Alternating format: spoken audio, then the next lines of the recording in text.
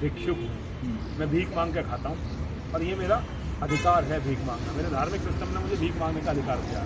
तो जिन लोगों से मैं भीख मांग के खाता हूँ, मेरा ये नैतिक दायित्व है कि मैं ये प्रयास करूँ कि जो लोग मुझे खाने के लिए रोटी देते हैं, पहनने के लिए कपड़ा देते हैं, वो लोग सुरक्षित रहें। आपका कहना था कि जो है लोग संविधान की दुआई देके इसे इस्लामिक देश बनाना चाहते हैं, ऐसा आपने क्यों कहा? जिस तरह से मुसलमान अपनी जनसंख्या बहुत तेजी से बढ़ा रहे हैं, 2029 में भारत का प्रधानमंत्री मुसलमान होगा। 2029 में भारत का प्रधानमंत्री अगर मुसलमान, और अच्छा चलिए बहुत सारे, अगर इसमें बहुत ज़्यादा खींच भी तो 34 में तो कोई रोक ही नहीं सकता। बहुत सारे बड़े बड़े विद्वान हमसे बहस करते हैं कि नहीं महाराज 2029 में नहीं होगा, तो मैं कहूँ 34 में, तो हाँ 34 में हो जाएगा। बड़े बड़े विद्वान। यहाँ पे आप ऐसा कहते हैं? आपके कितने बच्चे हैं, कितनी उम्र है आपकी? हमारी शादी कितनी उम्र है? 24 साल के किसी मुसलमान को देखना, उसके कम से कम 3 बच्चे हैं, और जब वो हमारी उम्र में आता है ना, तो अपने पोते की शादी कर चुका होता है। क्या हमारी उम्र का, क्या उसकी बराबरी करने के लिए आप 5 बच्चे पैदा करें? नहीं, आप तो चाहे गंगा में डूब कर आत्महत्या कर लो, मैं आपको रोक नहीं सकता। अगर हिंदू समाज ने तय किया है कि हमारा हिंदू समाज को आत्महत्या करनी, तो मैं इसमें कैसे रोक सकता हूँ? लेकिन मेरा धर्म कहता है, वेद में लिखा हुआ है कि एक बेटे के होने से तो बेटे का ना होना अच्छा है। ऋग्वेद का जीवन के बारे में ये आदेश है, और इसका के तस्दीक के लिए मैंने पूरे वेदों का अध्ययन नहीं किया, लेकिन वेदों के जो अब तक के सबसे बड़े विद्वान हुए हैं इस युग के, महर्षि दयानंद सरस्वती, उनका सत्यार्थ प्रकाश है। सत्यार्थ प्रकाश के आप पढ़ के देखना, और ये आर्य समाजियों के पास जरूर मिल जाएगा। उसमें बहुत स्पष्ट है कि एक बेटे के होने से तो बेटे का ना होना अच्छा। आज्ञा देता है वेद कि कम से कम 10 बच्चे हो। वेद आज्ञा देता है। गौतम भाई, वेद आज्ञा देता है कि नहीं देता है? सच में बता देना, झूठ नहीं बोलना। बिल्कुल देता है। तो जो हमारा धर्म कहता है, मैं अपने धर्म का प्रचार ना करूँ क्या? न काय का प्रचार करूँ? फिर बॉलीवुड की किसी हीरोइन का प्रचार करने लग जाऊँ, या मैं किसी नेता की चाटुकारिता करने लग जाऊँ, या किसी राजनीतिक दल का सदस्य बनकर जो है दलाली करने लग जाऊँ? आप क्या चाहते हैं? कुछ लोग कहते हैं कि क्यों हिंदू मुस्लिम भाई एकता की बात क्यों नहीं करते हैं? क्यों उन्हें पाकिस्तान भेजिए, उन्हें कश्मीर भेजिए, उन्हें बांग्लादेश भेजिए, उन्हें अफगानिस्तान भेजिए। जो हिंदू मुस्लिम एकता की बात करते हैं ना, उन्हें अफगानिस्तान भेजिए, उन्हें भेजिए सऊदी अरब में, उन्हें भेजिए सीरिया में, उन्हें भेजिए इराक में। वहाँ मुसलमानों ने किसी भी अल्पसंख्यक को जिंदा नहीं छोड़ा, पका के खा गए। उन जगह क्यों नहीं भेज देते ना कुछ लोगों को? क्या सारी हिंदू मुस्लिम एकता हमें सिखाई जाएगी? भाईचारा हमें सिखाया जाएगा? हिंदू मुस्लिम भाईचारा ऐसा है जैसे कसाई का और बकरी का भाईचारा। बकरी कसाई का भोजन होती है, चारा होती है। तो क्या आप मानते हैं कि ये आचार्य चाणक्य का सूत्र है, और आचार्य चाणक्य ने अपने पास से कोई सूत्र नहीं दिया है। आचार्य चाणक्य वेद के बहुत बड़े ज्ञाता थे, और वेद को सारभूत किया पहले योगेश्वर श्री कृष्ण ने, और समय के साथ आचार्य चाणक्य नहीं। आचार्य चाणक्य के सूत्र हैं जो आपने बताया। तो क्या मैं आचार्य चाणक्य से बड़ा हूँ कि मैं उनकी बात काट दूंगा? या मैं योगेश्वर से बड़ा हूँ? या मैं उन ऋषि मुनियों से, मनीषियों से बड़ा हूँ जिन्होंने वेदों की रचनाएं की हैं? मैं उनकी बातें कैसे काट सकता हूँ? जो धर्म में लिखा हुआ है इसे तो मुझे बताना ही है जनता को। आगे क्या प्लान रहेगा आपका? एक बूढ़ा सन्यासी क्या प्लान बना सकता है? अब तो मेरा भाई जेल में है, पहले वो जेल से आ जाए, मैं उन्हें लेके यहाँ से चला जाऊँ, उसके बाद मैं तय करूँगा कि क्या करूँगा। जब तक जितेंद्र त्यागी जी जेल में हैं, मैं और स्वामी यहीं बैठे रहेंगे। हम यहीं बैठे थे, हमारे सामने वो स्वामी है, और हम उनका यहीं इंतजार करेंगे। पहले जितेंद्र त्यागी जी जेल से बाहर आ जाए। जब तक जितेंद्र त्यागी जी जेल से बाहर नहीं आते, हम ना कोई योजना बनाएंगे, ना कुछ सोचेंगे, ना कोई काम करेंगे। पहले उनका जेल से आना जरूरी है। उनके जेल से आने के बाद सोचा जाएगा कि हम क्या करें। अच्छा स्वामी जी, मैं कुछ दिनों पहले आपका एक वीडियो देख रहा था, बड़ा वायरल था BBC पे। आप पत्रकारों पे भी भड़क गए थे। तो कहा जाता है कि एक साधु जो अहंकारी सभी विकारों से दूर रहता है। फिर हाँ, तो हमारे में कहाँ है विकार? तो फिर इतना जोर से गुस्सा हो जाना पत्रकार। हमारे बाबा परशुराम, अभी हमारे बाबा परशुराम, आचार्य द्रोण, ऋषि दुर्वासा, महामुद्री महर्षि अगस्त्य परंपरा है, और हम उनकी परंपराओं के वाहक हैं। थोड़ा पीछे।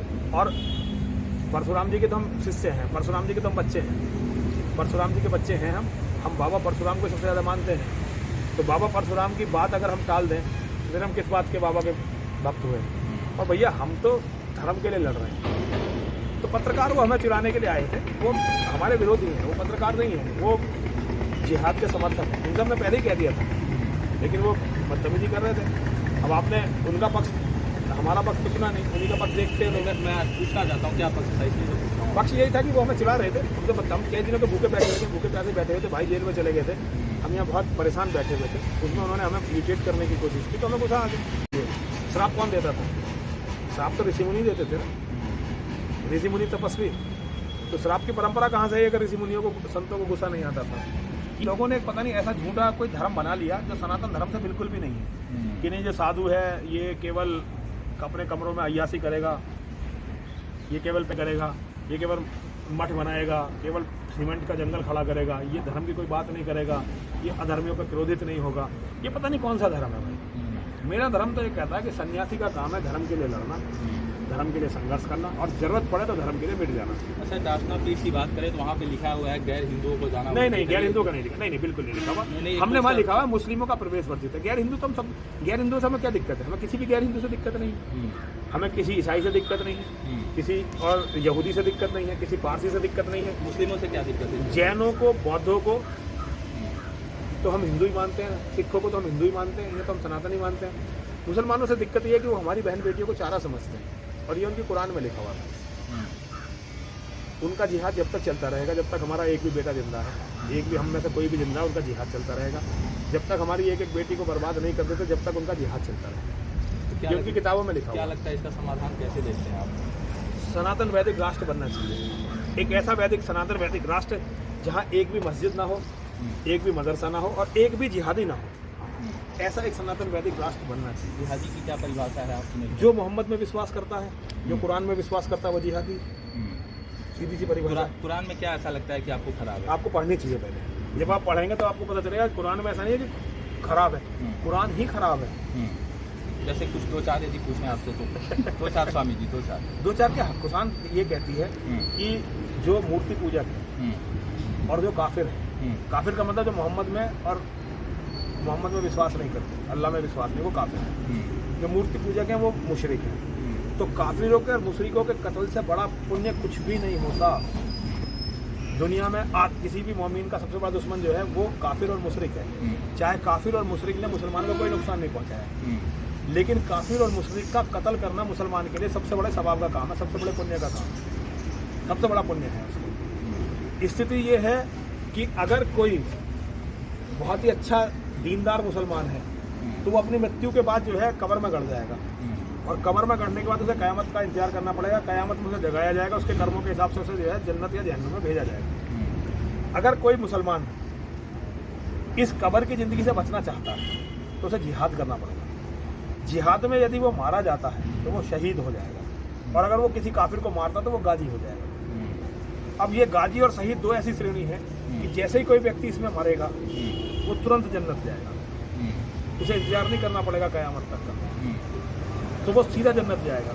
और जन्नत में उसे 72 हूरें मिलेंगी। हूरें समझते हैं ना, हूरें जो बहुत ही खूबसूरत औरतें हैं, और उसे जन्नत में शराब, दूध की नदियाँ बहती हुई मिलेंगी, शहद की नदियाँ बहती हुई मिलेंगी, और उसे वहाँ लौंडे मिलेंगे, गिल में शराब मिलेगी, और खाने के लिए बहुत सारी चीज़ें मिलेंगी। और एक बार जो जन्नत में चला गया वो फिर हमेशा जन्नत में ही रहेगा।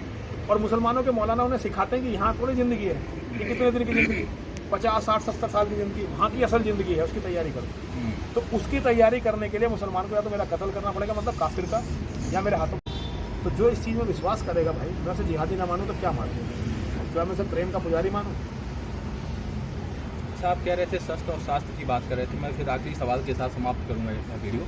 शस्त्र और शास्त्र की बात कर रहे थे तो गुरुकुल की हालत आज भी वही उसी तरीके से धीरे धीरे वो विलुप्त होने के कगार पे, उस पर आपने कोई काम नहीं किया। और शस्त्र और शास्त्र की बात करें तो शास्त्र में, शास्त्र विद्या पे भी अब लोग इतना प्रमोट नहीं करते हैं।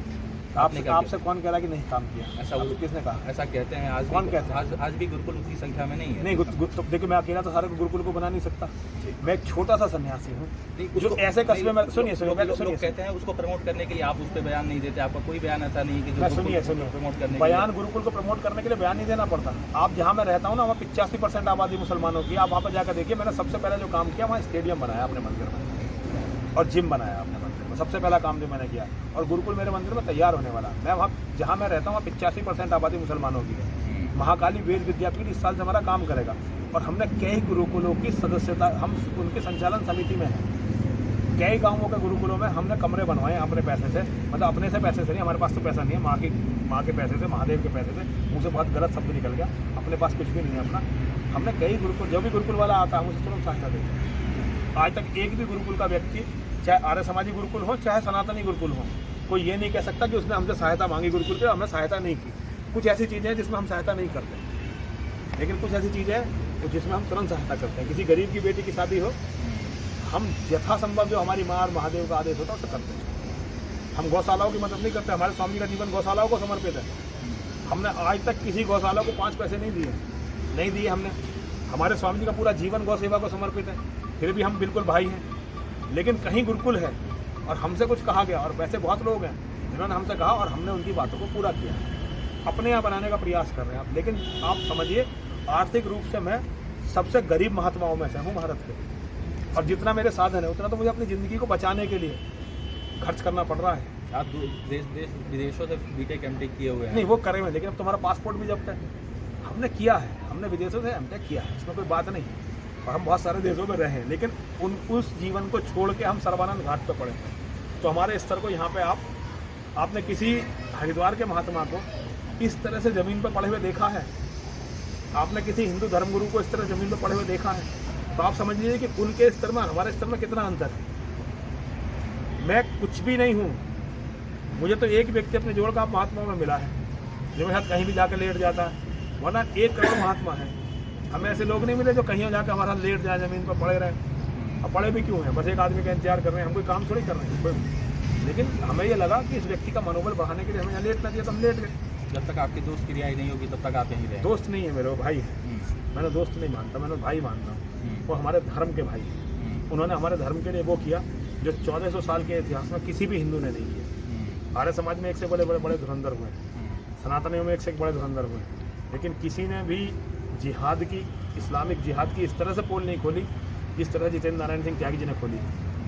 और आज तक किसी व्यक्ति के कत्ल के लिए इस्लामिक जगत इतना नहीं तड़पा जितना मेरे और त्यागी जी के कत्ल के लिए।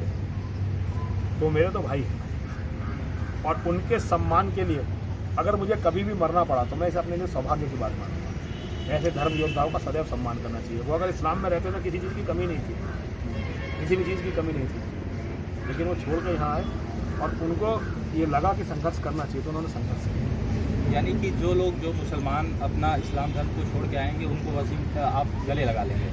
गले दिल में रखेंगे भाई। आ जाओ, कहाँ गंदगी में फंसे हो, आ जाओ यहाँ पे, आ जाओ भाई, आ जाओ। हमारे परिवार थे वो, उन्हें बुला दिया गया अपना धर्म। अगर वो अपने धर्म में लौटते हैं तो उनका बहुत स्वागत है, बहुत स्वागत है, बहुत स्वागत है। हम बाहें फैलाए हुए बैठे हुए हैं, दिल खोल के बैठे हुए हैं। हम तन मन धन से समर्पित हैं अपने उन भाइयों के लिए जो उधर हैं और इधर आना चाहते हैं। कहाँ गंदगी में फंसे हुए, कहाँ कत्ल गारत में फंसे हुए, कहाँ आतंकवाद में, कहाँ जिहाद में फंसे हुए। आओ मिलते हैं, मानवता को मजबूत करते हैं, सनातन को मजबूत करते हैं, पूरी दुनिया को संदेश देते हैं वसुधैव कुटुंबकम। सारी दुष्ट तक देखिए, मैं तो एक बहुत छोटा सिद्धांत है, वेद का सिद्धांत है, ऋग्वेद का सिद्धांत है। इंद्रम वर्धन्तो अप्सुरा अपग्रंतो अरावणा कृण्वन्तो विस्म आर्यम। ठीक है ना? कृण्वन्तो विस्म आर्यम से पहले और चीजें हैं।